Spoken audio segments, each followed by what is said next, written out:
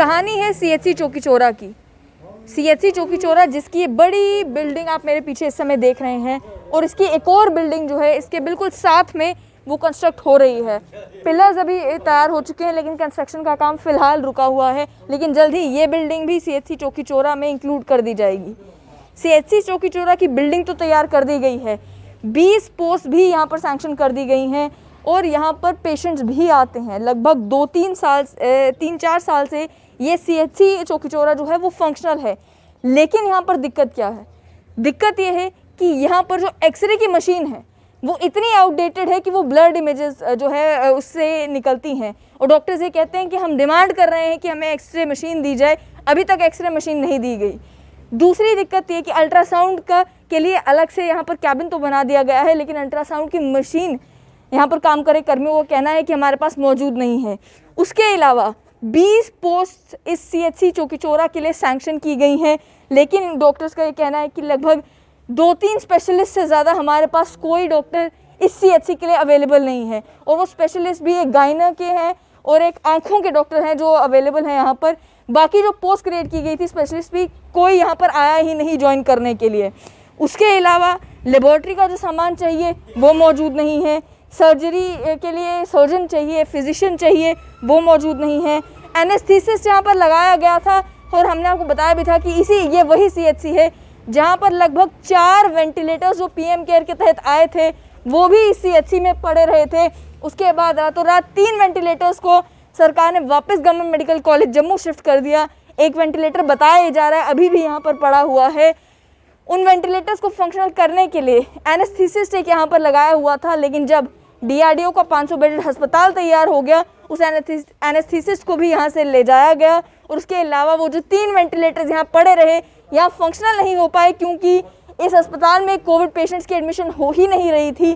3 ventilators को वापस GMC Jammu shift कर दिया गया। एक वेंटिलेटर आज भी यहाँ पर पड़ा है, और वो वेंटिलेटर को लेकर भी सीएचसी के ही लोग सवाल ये पूछ रहे हैं कि इस वेंटिलेटर का हम यहाँ पर करें क्या, जब कोविड का पेशेंट यहाँ पर कोई आने वाला नहीं है, एनेस्थीसिस्ट हमारे पास है नहीं, तो इस वेंटिलेटर का हम यहाँ पर करें क्या।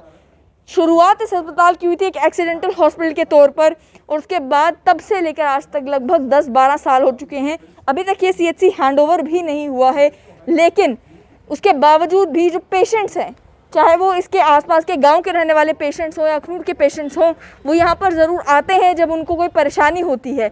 लेकिन क्या यहाँ पर उन्हें ट्रीटमेंट दिया जा सकता है?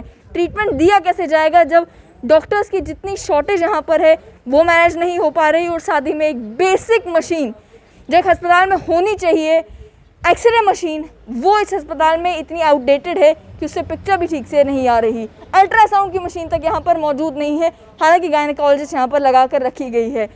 इन सारी चीज़ों को ध्यान में रखते हुए समझ में नहीं आता कि आखिर जब बाकी सभी अस्पतालों को कोविड हॉस्पिटल डिक्लेयर किया जा रहा था, वहाँ पर कोविड के पेशेंट्स को एडमिट किया जा रहा था, सीएचसी चौकी चौरा को कोविड हॉस्पिटल भी डिक्लेयर नहीं किया गया, यहाँ पर कोविड के पेशेंट्स की एडमिशन भी नहीं की गई। बाकी जो जनरल बीमारियों के लिए लोग अगर अस्पताल आते, उनकी बीमारियों का इलाज करने के लिए यहाँ पर स्टाफ मौजूद नहीं है, यहाँ पर इंफ्रास्ट्रक्चर मौजूद नहीं है, इक्विपमेंट मौजूद नहीं है, तो आखिर इतनी बड़ी बिल्डिंग खड़ी करने का फ़ायदा क्या? लगभग 2 से 4 साल पूरे हो चुके हैं इस बड़ी बिल्डिंग को खड़े हुए, इस बिल्डिंग को तैयार हुए। अंदर भी जो है आप अगर देखेंगे तो टाइल्स लगी हुई हैं, बहुत खूबसूरत बिल्डिंग है, लेकिन अस्पताल डॉक्टरों से चलते हैं। अस्पताल में मेडिकल इक्विपमेंट ज़रूरी होता है। अस्पताल में जब तक ये चीज़ें ना हो तब तक एक अस्पताल बनाने को कोई फ़ायदा नहीं। वो अस्पताल एक बिल्डिंग से ज़्यादा कुछ और नहीं है।